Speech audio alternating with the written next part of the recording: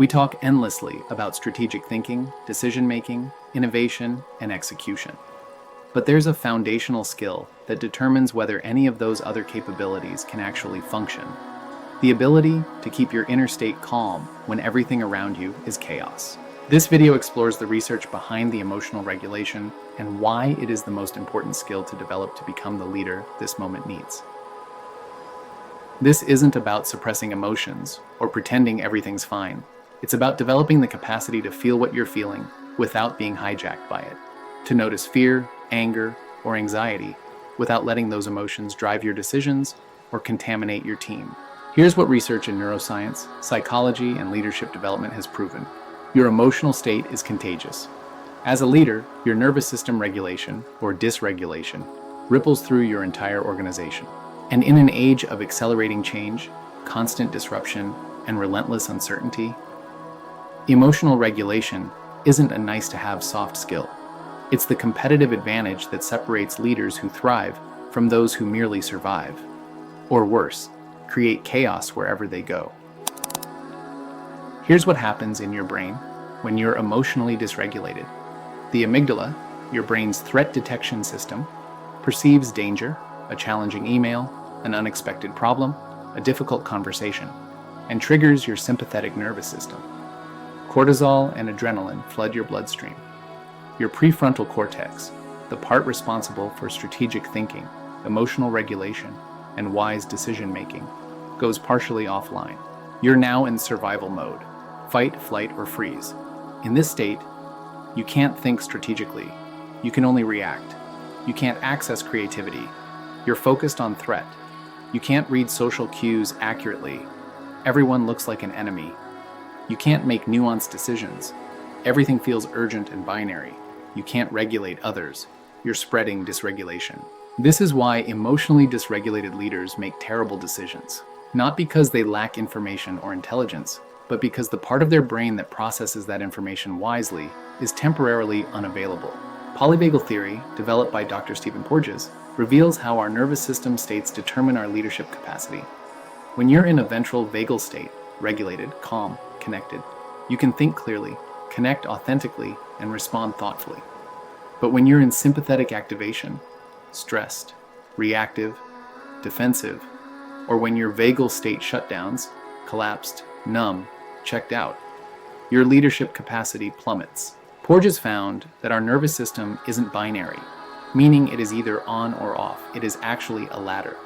When regulated internally, we operate from a space of connection and curiosity high on the ladder. When internal friction happens, we drop down the ladder into fight, flight, or freeze, feeling stress. The goal isn't to avoid stress. Instead, it is our ability to become aware of it. And with that awareness, climb back up the ladder faster, leading to you to operate from a more regulated internal space. The research is clear. You cannot lead effectively from a dysregulated nervous system. Full stop. The Conscious Leadership Group's work reveals a crucial insight. Leaders operate either above the line or below the line. Above the line, open, curious, committed to learning. Your nervous system is regulated.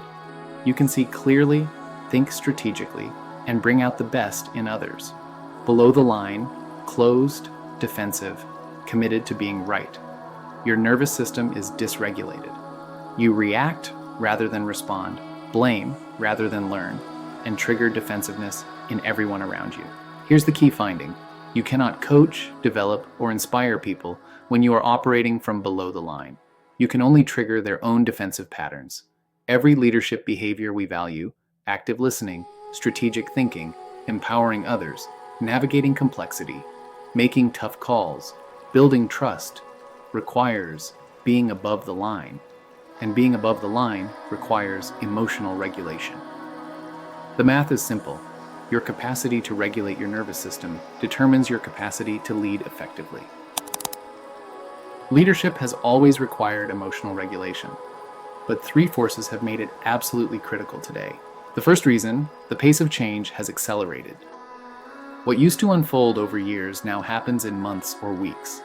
AI disruption, market volatility, geopolitical shifts, technological transformation. The rate of change is unprecedented. This means your nervous system is constantly processing potential threats.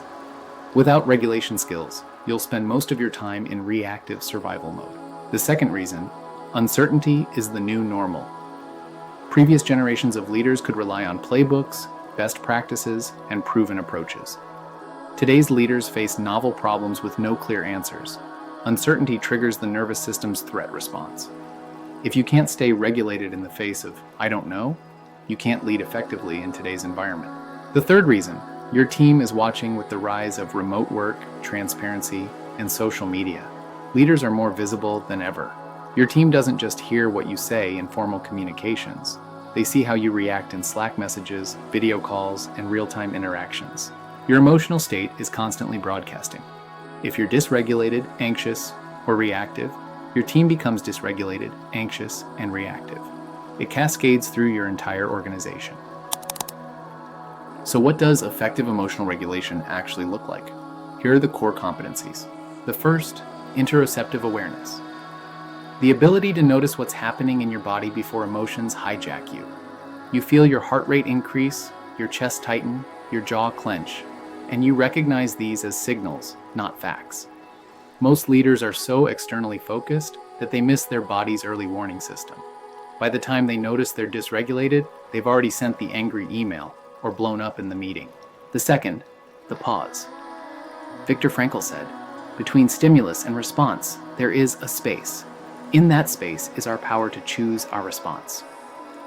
Emotional regulation is the practice of expanding that space. Something triggers you. Instead of immediately reacting, you pause. Even 3 seconds changes everything. In that pause, you can notice what you're feeling. Recognize it as an emotion, not a fact. Choose how to respond rather than react automatically. This sounds simple. It's not easy. It requires practice. The third, emotional granularity. The ability to distinguish between different emotional states. Most people operate with a limited emotional vocabulary: good, bad, stressed, fine. But research by Lisa Feldman Barrett shows that emotional granularity, the ability to make fine-grained distinctions between emotional states, is strongly linked to emotional regulation. Instead of "I'm stressed," you might notice, "I'm anxious about the board presentation, frustrated that my team missed the deadline, and disappointed in myself for not addressing this earlier."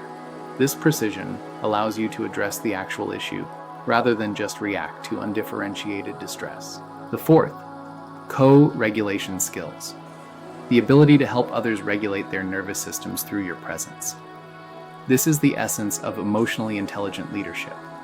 When someone comes to you activated, angry, fearful, overwhelmed, your regulated nervous system can help calm theirs, but only if you stay regulated yourself.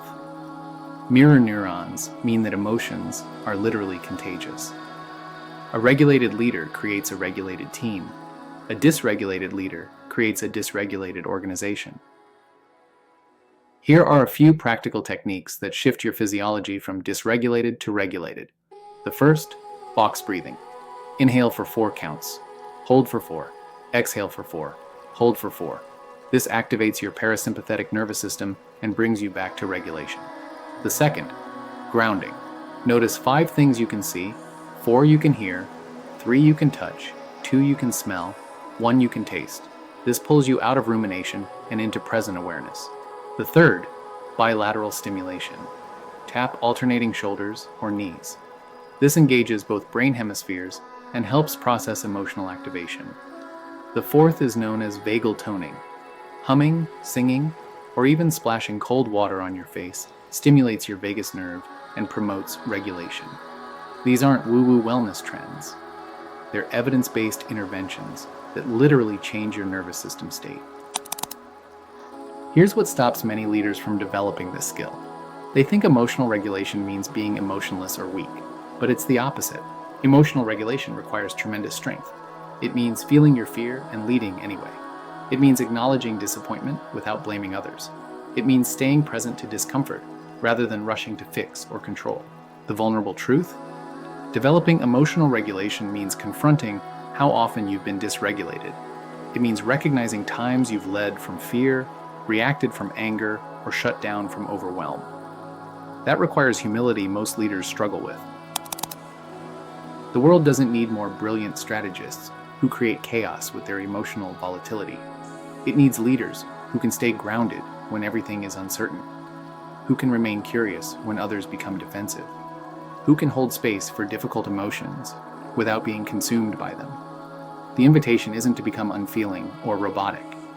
It's to develop the capacity to feel fully while thinking clearly, to notice anxiety without letting it drive your decisions, to acknowledge anger without weaponizing it against your team, to sit with disappointment without collapsing into blame or despair. This is the work, not glamorous, not celebrated in business schools, but absolutely essential. If you're a leader navigating unprecedented change, and let's be honest, that's every leader right now, the question isn't whether you need emotional regulation skills. It's whether you're willing to develop them. The most important question isn't, what should I do? It's what state am I in as I'm deciding what to do?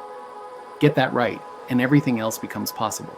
If this resonates with you, and you want to go deeper in breaking free of your conditioned patterns, beliefs, and behaviors, join the Change Mindset community. It's for the professionals brave enough to question the old playbook. The Change Mindset community isn't for everyone. It is for those who feel the shift and know they need to adapt before disruption decides for them inside. We don't just talk about change, we train for it. Neuroscience-backed tools and real-world leadership coaching. But here's the truth, not everyone gets in. This is for people serious about reinvention, not just inspiration. Subscribe to this channel for powerful insights on navigating uncertainty, leading yourself with clarity, and building a mindset built for change.